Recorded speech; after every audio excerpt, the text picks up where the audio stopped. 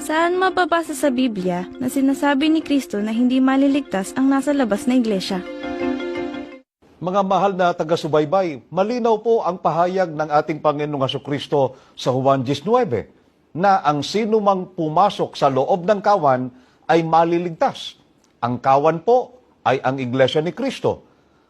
Ang mga taong hindi parurusahan sa araw ng paghuhukom o ang mga taong maliligtas ay ang nasa loob po ng tunay na iglesia ni Kristo. Ano naman po ang tinitiyak ng mga apostol na mangyayari sa mga nasa labas ng tunay na iglesia ni Kristo? Ang Diyos po ang hahatol o hahatulan po sila ng ating Panginoong Diyos.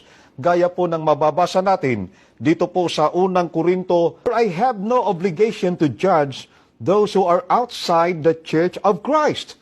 Your duty is to judge those who are in it. God is the one who will judge those who are outside the church. The scriptures command us. Mga mahal na kaibigan, malinaw po na tinityak po ng Biblia na may hatol sa mga nasa labas ng iglesia ni Kristo. At ang Diyos po mismo ang hahatol sa kanila. Yan po ang huwag nating payagang mangyari. Ang tayo po ay mapabilang sa mga mahahatulan o parurusahan ng ating Panginoong Diyos. Itinatanong po sa aming mga iglesia ni Kristo kung bakit daw hindi namin pinaniniwalaan ang itinuturo ng Iglesia Katolika at ng iba pang relihiyon tungkol po sa tatlong persona ng isang Diyos. Mga mahal na kaibigan, mabuti ay basahin po muna natin ang itinuturo ng Iglesia Katolika tungkol po sa Panginoong Diyos na ito po ay pinaniniwalaan din ng iba pang relihiyon. Dito po sa aklat na ang pananampalataya ng ating mga ninuno, isinulat po ng isang kardinal na si James Gibbons. Sa pahina 8, ganito po ang nakasulat. Iniaaral ng Iglesia Katolika na may isang Diyos lamang. Sa iisang Diyos na ito'y may tatlong iba't ibang persona, ang Ama, ang Anak at ang Espiritu Santo, na tunay na pantay-pantay at walang pagkakaungusan. Mga mahal na kaibigan, ang aral na ito na di umano'y ang Diyos ay may tatlong persona, ang Ama at Anak at Espiritu Santo, at sila raw ay pantay-pantay at walang pagkakaungusan, ay hindi po tinatanggap ng Iglesia ni Kristo sapagkat labag po ito sa Biblia. Malinaw po ang pinatutunayan ng ating Panginoong Hesukristo na ang Ama lamang ang iisang tunay na Diyos. Ganito po ang ating mababasa dito po sa Juan 17:1 at 3. Ang mga bagay na ito ay sinalita ni Jesus, at sa pagtingala ng kanyang mga mata sa langit ay sinabi niya, Ama, dumating na ang oras.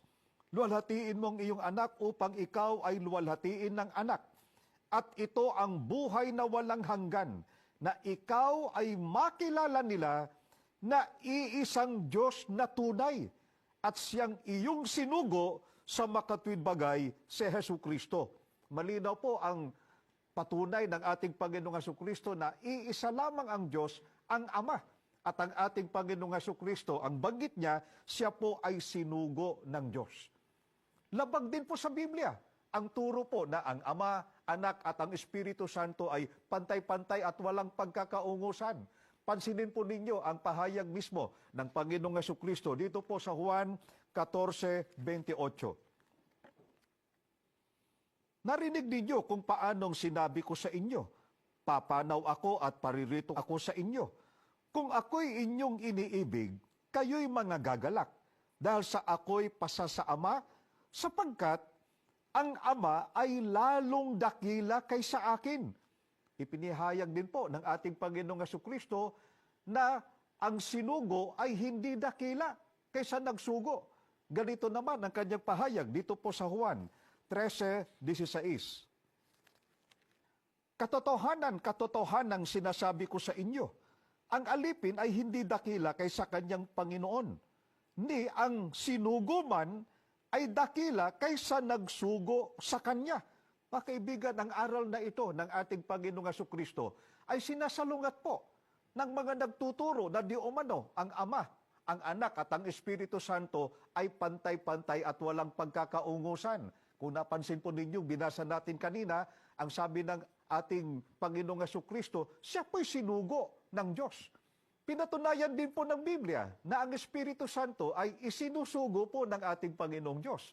Batay po sa Juan 14:26, mababasa po ninyo sa inyong screen. Pinatutunayan din po ng Biblia na ang Espiritu Santo ay isinusugo rin ng ating Panginoong Jesucristo. Sa makatwid, ang aral na ang isang Diyos ay may tatlong persona at ang tatlong persona na di umano, ang Ama at ang Anak at ang Espiritu Santo ay pantay-pantay at walang pagkakaungusan ay labag po sa Biblia.